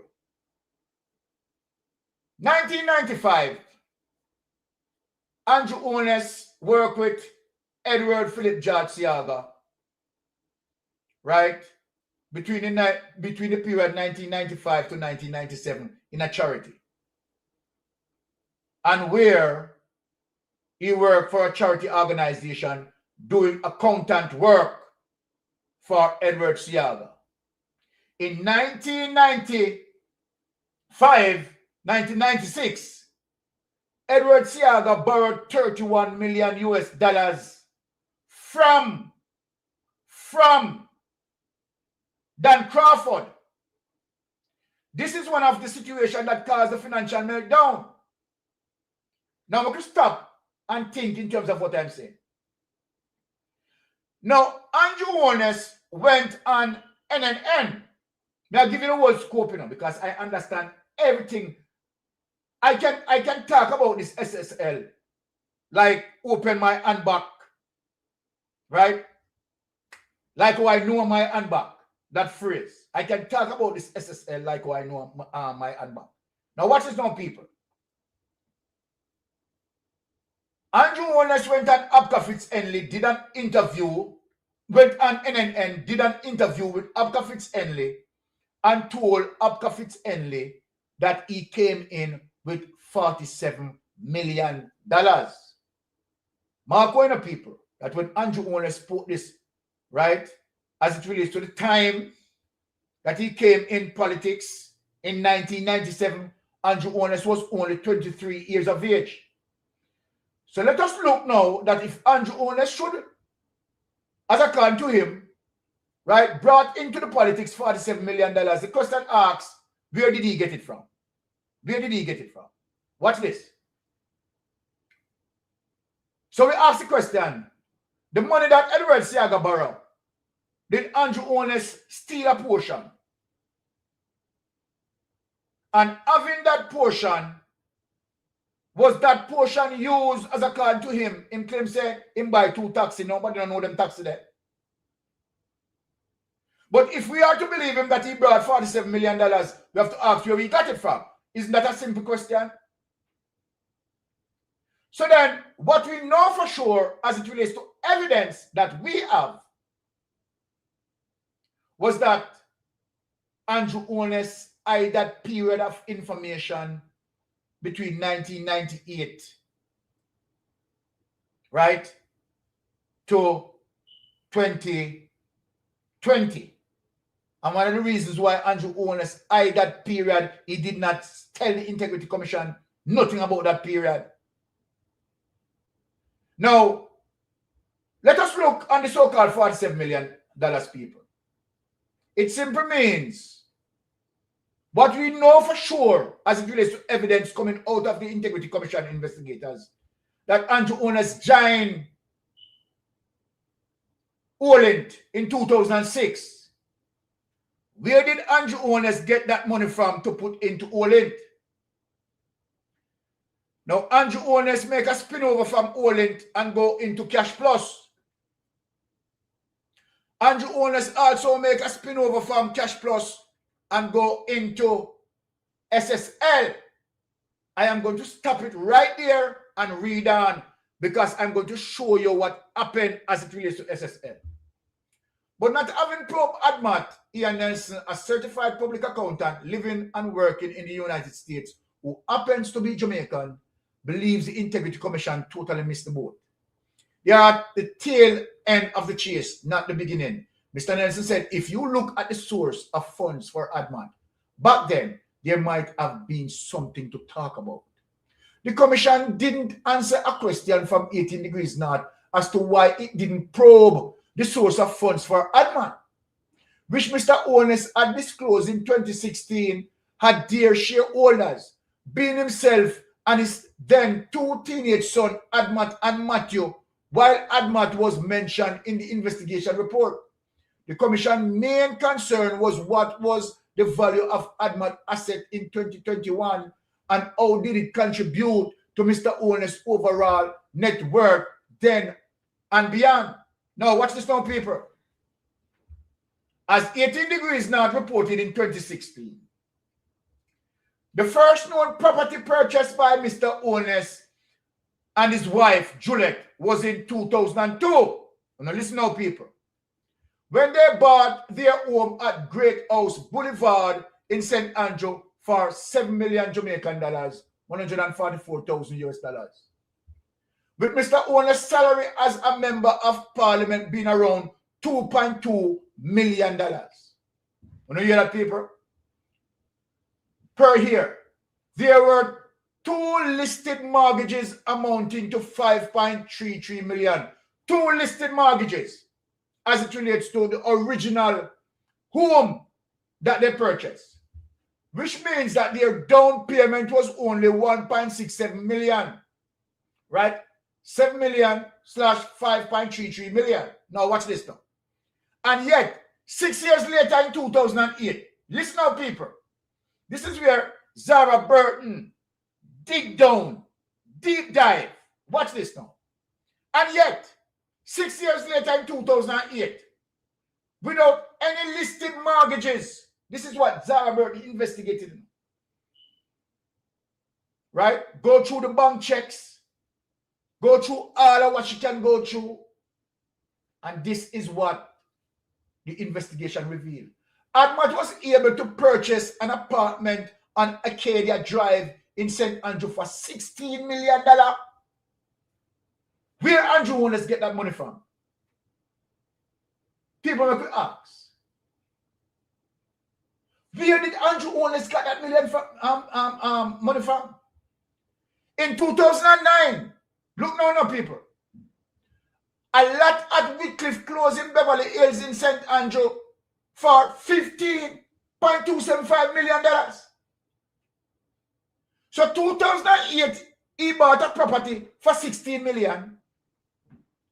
2009, another property for $15 million. Let me just stop right here, so. So then, are we looking at something as it relates? So we could go back to Andrew Wallace in Orland, bringing that $47 million, possibly, that he had stolen from Edward Seaga. We have no evidence of that. Let me say that clear. They are just assuming, because Andrew Wallace at this point in time had not stated how he come by that $47 million. That is interesting. So when you go in a court, you're going to have to explain it. How you come by the $47 million, you have to explain it in court. Now, watch this, people. So Zara Burton, now break it down for us, 2009, a lot at Wycliffe Close, Beverly Hills, St. Andrew, for $15 million. Remember, in 2008, boom. You understand? Him buy a property for $16 million. 2009, boom. Him buy a property for 15. No, money has come for all longer. The only way we can see this possible simple means that the Ponzi schemes that Andrew Wallace involved in may be dishing out a lot of investors' money into his coffers. This want to appear as it relates to a lot of investors' money into Andrew Wallace's coffers. Now, watch this now. And in 2011, US 300,000, 25.8 million for a piece of land at Shenstone Drive, also in Beverly Hills in 2011, and which his big house was eventually built. Now, we stop right here, so now. Now, watch this, people now. This is the solid evidence, In 2011, 300,000 US, $25.8 million that he paid for the land at Shenstone. Now, watch our people now. At this we go. This is how Mystic Sensation is going to close down the investigation of the body. Now, watch this now, people. Watch this now. Remember, I told you that in 2011, Andrew Wallace, right, strapped for cash, right? So then the US $300,000 are Jamaican $25.8 million, right? Most of this portion, Andrew Wallace out of his mouth, and Andrew Wallace's lawyer said he got it from SSL. Where? People, where? Most of this money in 2011 to buy the property, the land, Andrew Wallace admitted that the larger portion came out of SSL 2011. And he paid in 3 different payments, 3 different transactions in 2011. Make we leave this alone. I'm going to show you something. So 2011 now, all of the money what them run out from, you understand, from Olin to Cash Plus, robbing up investors, right? Illegal awarding of contracts and all them things they took Gavin and all of them things there. You understand? All of the properties them where you see, we are talking about, in use them money there and buy up all of the properties now. Now, in extension now in 2011 month, you don't understand the report here, you know. In extension in 2011, after buying up all those properties, roughly about 5 properties, right? Andrew Owners now take on the piece of land at Shenstone, right? And where he used 3 different payments to pay fee. Now on it, let us go to this now. So then we know, say, in 2011, things run down, right? No more, I would say, cash, liquid cash. Now watch what happened in 2012. Look what happened in 2012, my Jamaican people. I remember now, you know, 2011, no money. The last money he used in 2011, and he bought the land that he paid 3 different payments. Now watch this now, people. Here it is. Usain Bolt money moved out of SSL as soon as it went in. You hear this, people? Usain Bolt money moved out of SSL as soon as it went in. Now, let us get this right now. Between 2012 and 2017, Jamaica track and field legend Usain Bolt. So remember now, we finished with 2011. Now we are take off now with 2012. We are joined up the investigation now with 2012 as it relates to Andrew Wallace's big mansion. Between 2012 and 2017, Jamaica track and field legend Usain Bolt put US $6.5 million in investment, business stocks, and security limited. But the money was moved out nearly immediately without his knowledge. People who remember when I tell you say, Mark Croskery must be charged. It is Mark Croskery under this. This $6.5 million that Bolt put in, right, between 2012 and 2017, handled by Mark Croskery. Now, watch this. And what it is telling you, as soon as the money go in, them thief it out. Gene and Panther don't know nothing about this. According to Jamaica Observer investigation, according to Jamaica Observer investigation, Bolt invested $6.2 million in SSL in 2012. Only so much money the man put in a SSL in 2012. Now, Jamaican people, let me tell you this side note. You know who was managing the accounts in SSL for Jamaica Labour Party? Darrell Vaz. Darrell did it. Darrell Vaz did it. Darrell Vaz was managing the GLP accounts in SSL, including Andrew Owners. $6.2 million in SSL in 2012 through a limited liability company called Welgen, that name of a Bolt father and mother, which is thought to be an amalgamation of his parents' first name, Wesley and Jennifer Bolt. In 2017, again, another $900,000 was put to Bolt's account. However, beginning in 2012, US $5.8 million was removed. And so much money they moved out of the man account. He allowed them out of the man. Beginning in 2012, US $5.8 million was removed. Account via checks and cash. Come on, people, we can talk about this now. So what happened in 2012? What significantly took place in 2012? Now let me tell you the activities of 2012. In 2012, all of a sudden, manna fall from sky. Andrew and Juliet got blessing from sky. Manna fall from sky. A miracle opened for them. Andrew only started to build his big mansion, right? Juliet owners also started to build that apartment complex. And when she started at $28 million. When she went into court in 2021,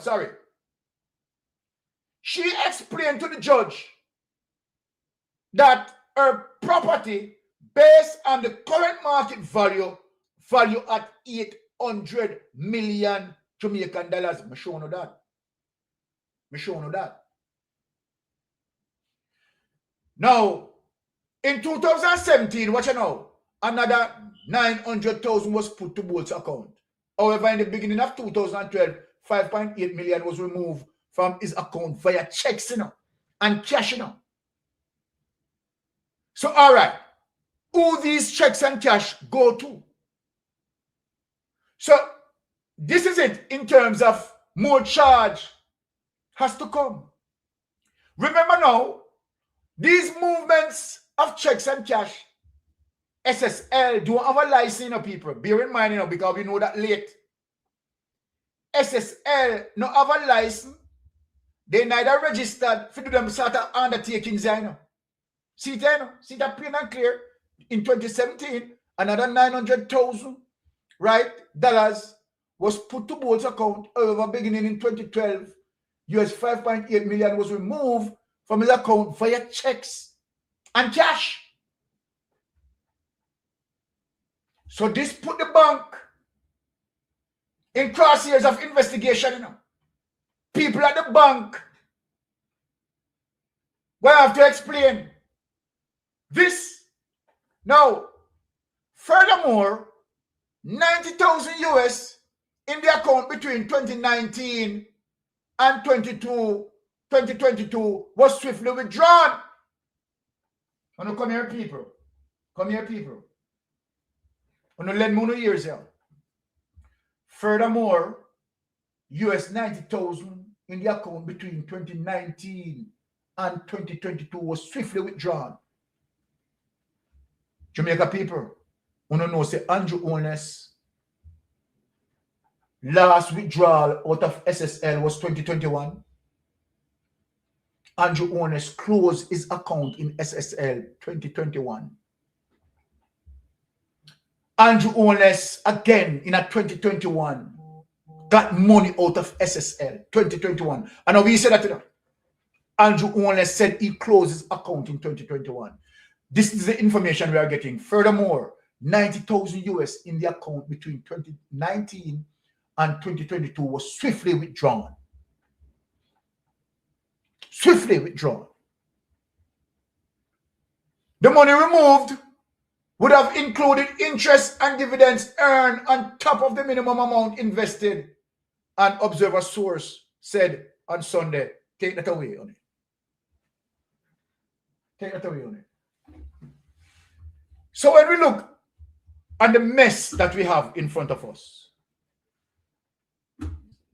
and you look at somebody who claimed that he's a prime minister looking, you understand, about the welfare of Jamaica, and a prime minister that involved in this mess of robbing investors. And who got robbed? Who amongst the investors got robbed?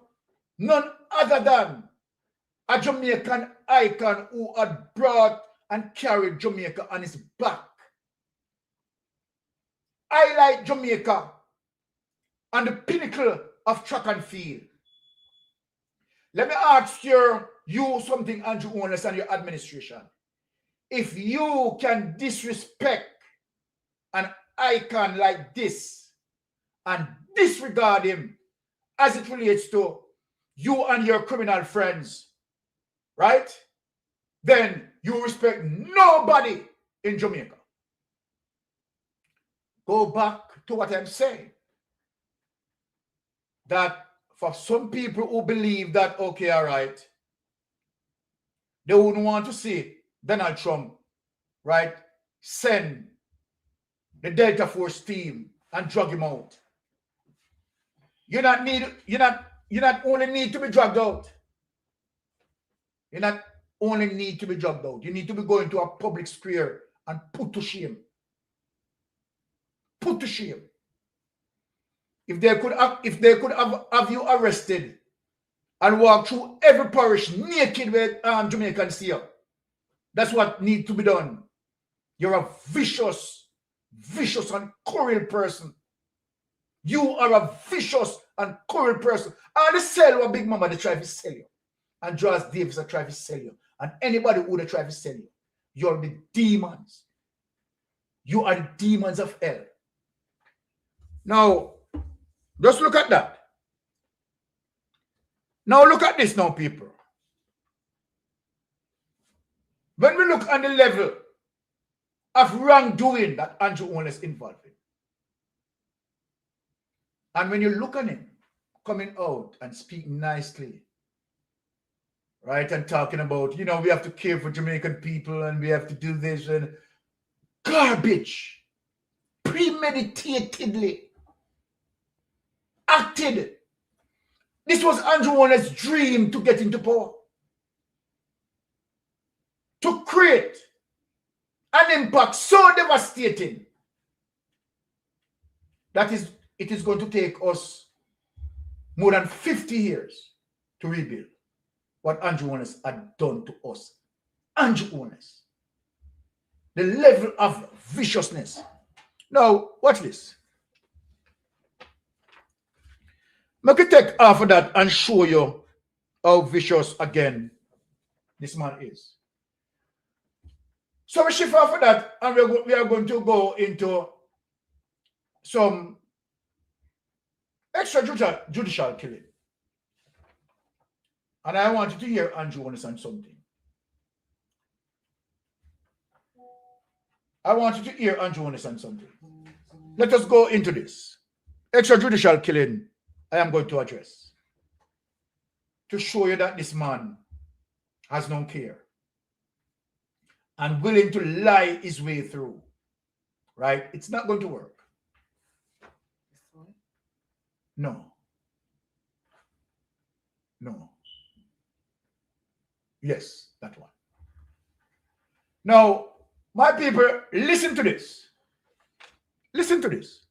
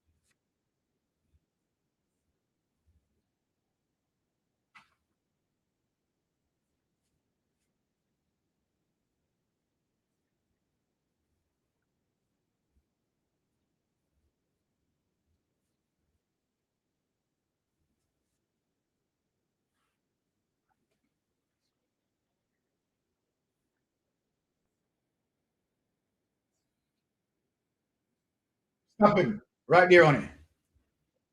Stop. Stop him right there. let me talk to the Jamaican people before.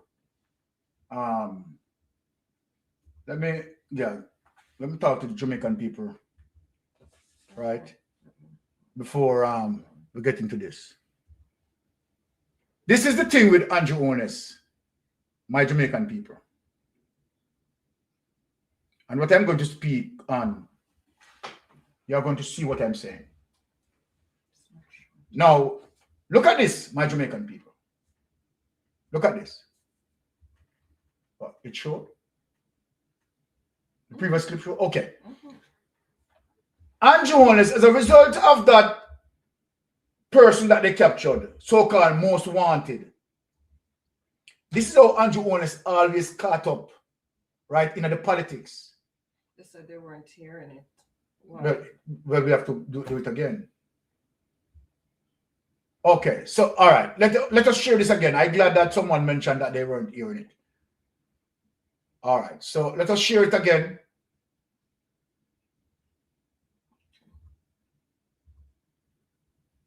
Started from. Yes. Powerful message. Powerful message. I'm in your zone again. Welcome. Always a pleasure. Tell me what's happening nationally with murders? So far nationally, as it relates to murders, we have 13 murders since the start of the year. And we are just at, today is the 13th. So 13 is a good number, sir. I don't think so. I think we should have been at 0, but yes, since we are at 13. Yes. But I must report for St. Catherine South Division, we are doing so well.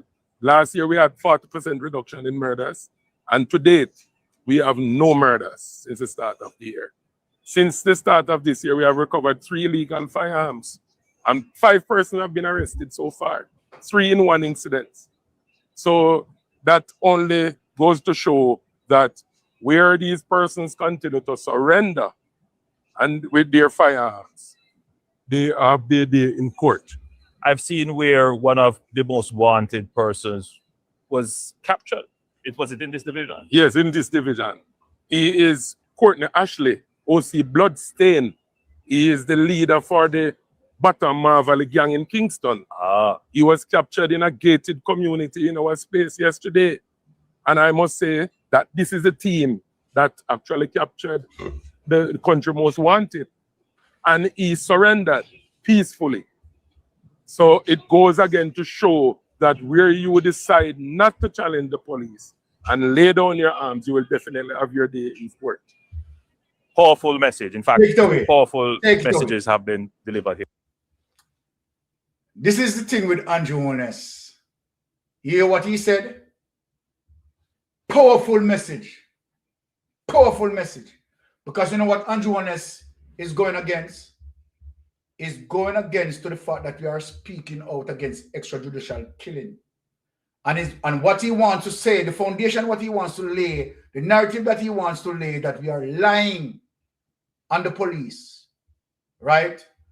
What he knows and what the police, as it relates to their observation, when persons surrender, the police bring them into justice.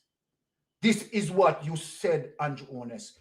This is what the police officers said and what they are communicating. Mystic Sensation is going to show you that again, you are lying to the Jamaican public. Look at this, Andrew Honest. You said, as it relates to the clip that we played, you said, the police officer said that when gunmen surrendered, they will have their time in court. I am going to order for what you said there. You said, you responded, said, powerful message.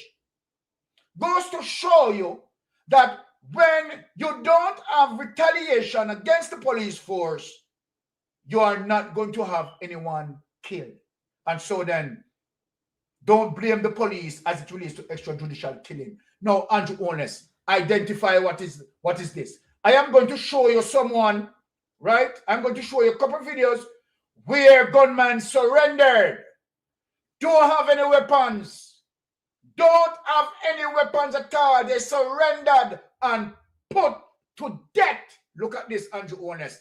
Based on what you just said there, Look at the evidence that we have, and we're going to come back and talk. We're going to come back and talk.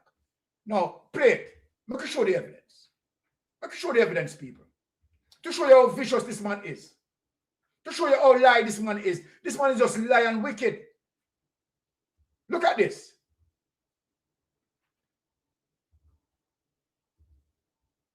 Our citizens paying the price when those sworn to uphold the law can't even follow it themselves. 23 police officers, a warrant so defective it violated the Constitution, and not a single body camera turned on. All the members who are on the operation are off duty. They are off frontline duty. This isn't just a tragedy. It is a systemic breakdown of justice that we need to critically analyze right now. Following a series of protests by residents of Cherry Tree Lane in Clarendon over the fatal police killing of 22-year-old Jamar Farquharson on Monday, Deputy Superintendent of Police for Clarendon, Adrian Fleming, is appealing to residents to allow Indicom to investigate the matter. Let us start with the facts of the case. 23 police officers carried out an operation at Cherry Tree Lane in Clarendon. The officers went to the home of Jamar Farquharson. His home video footage showing him running to open the front door of his house before raising both of his hands above his head as he appeared to surrender to the cops who were outside of his house. The police officers then entered his house. Indicom said that from the report it received, Jamar, after opening the door, was taken to his room by the police. The officer reported that upon reaching the room, Jamar allegedly reached for a firearm, which was among some of the clothing items. Consequently, 2 officers discharged 2 rounds each, and Jamar was fatally shot. As you can see in this video, one of the officers flipped the camera. By flipping the camera, the officers basically interfered or disrupted the CCTV camera footage. Let's ask ourselves this rhetorical question. What were they trying to hide? Perhaps this could amount to tampering with evidence. This raises the $5.6 billion question. Why would Jamar grab a gun after the CCTV footage shows him surrendering with his hands up? Furthermore, the warrant used to enter his home didn't even bear his name on it. Additionally, the warrant did not have his exact address. It was a defective warrant, and its use violated a fundamental right that protects every single Jamaican. The Constitution of Jamaica, Section 13, subsection 3, paragraph. All right, let us show another clip. Now, look at this other clip, and I want Andrew Holness. I am speaking to Andrew Holness administration. I want Andrew Holness to tell me in this clip, right, that this gentleman did not surrender, and this gentleman posed, right, a threat to the security force. Look at this, Andrew Holness. Look at this. 9 a.m., Pineapple Lane, Bogwalk, St. Catherine. The last time Romario Sterling was seen alive. In this CCTV video, the police are seen talking to the man who was seemingly instructed to kneel.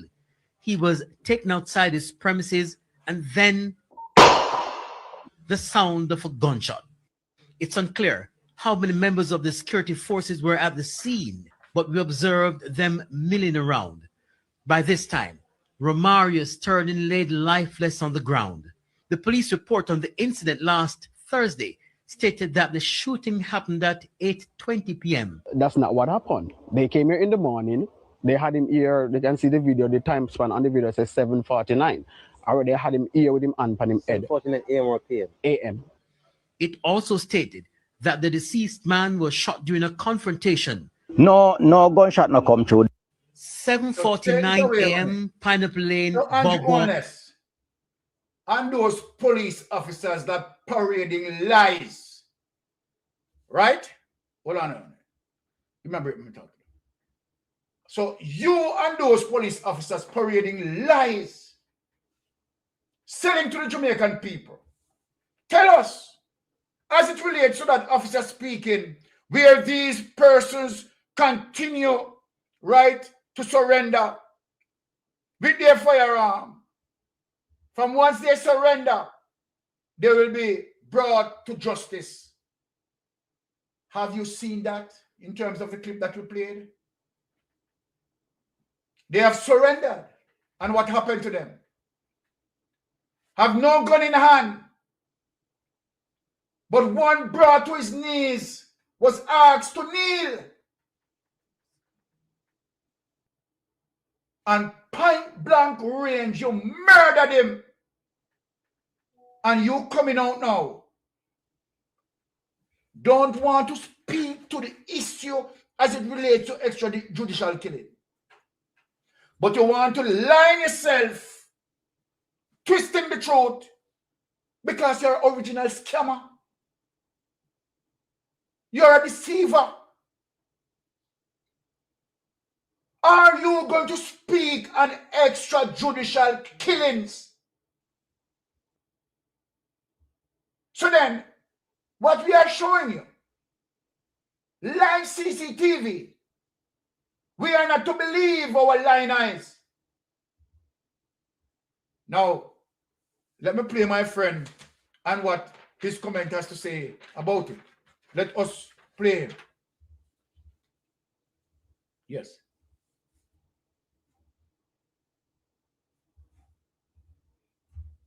Let us play. Argument is that statistics without context is not truth. And Jamaica's current approach to policing is not a success story. In fact, it is my view that it is a warning. Let's just put an additional context here. In the first 5 days of 2026, the Jamaican police have killed another 15 people. This is in addition to the 311 that they disposed of throughout 2025. And that figure alone exposes the core problem. The 15 with just 5 days in the year tells you that the state is no longer prioritizing arrest, investigation, and prosecution. What it is doing is that it is normalizing the use of lethal force as a substitute for justice. And this is not crime control. It is a drift towards authoritarianism. Exactly. The problem with that argument play about the is clip that of the Prime Minister speaking. I want to double down on it. So play about the clip with the Prime Minister and the police officers selling a narrative out there. You understand that when people surrendered, they will be brought to justice. Play about the clip. Okay. Let us cement this to the Jamaican people in terms of the lie, the deceitfulness of Andrew Honest. Right? Has no care for the Jamaican people. Right? Vicious and wicked. Vicious and wicked. Now look, I could just play it back again. Right? And here how the Prime Minister is lying to us, Jamaica. Look at this. Just look. Look how the Prime Minister is lying to us. Bare face. PR. Look at him. Look at him.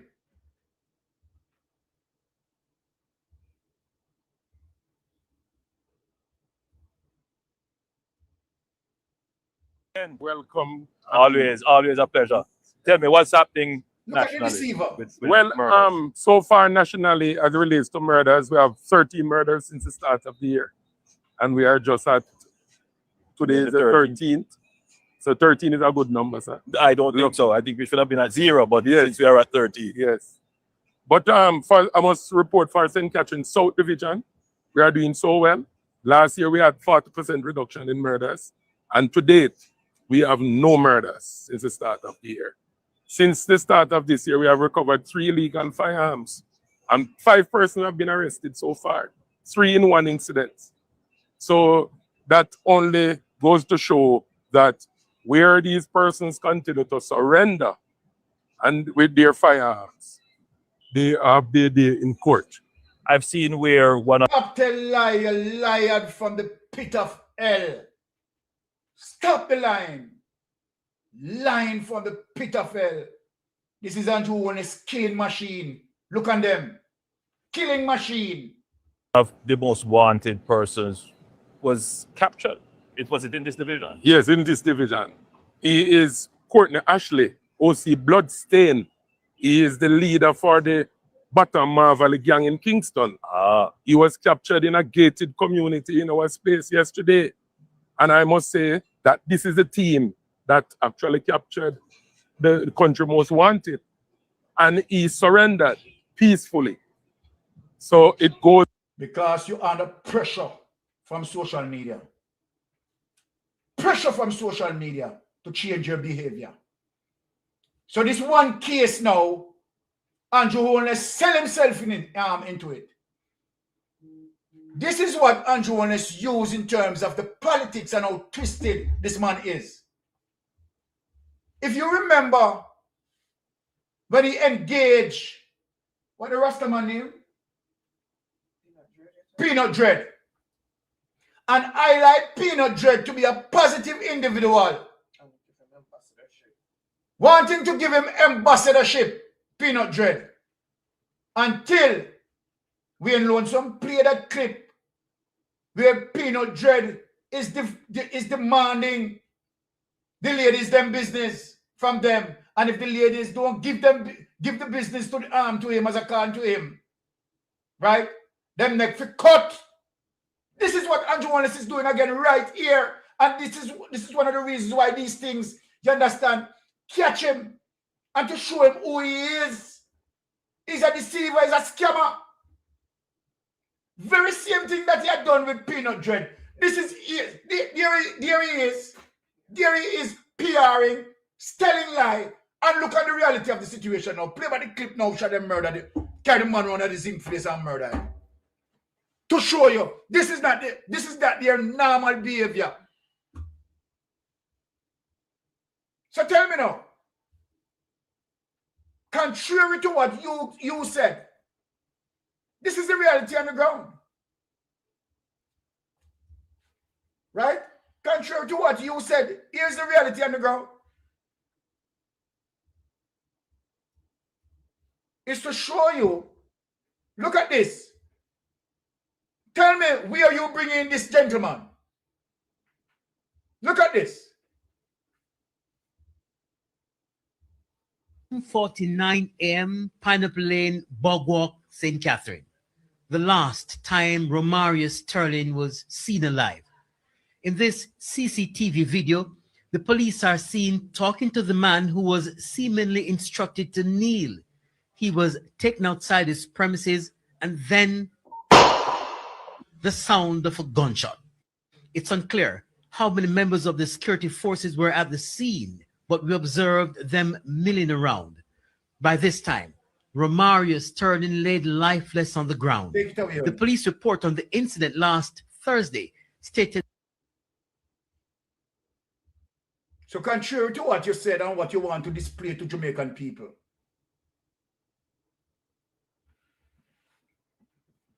was this man attacking the police? Or that this man had surrendered himself, was asked to put his hands up and kneel, and was murdered?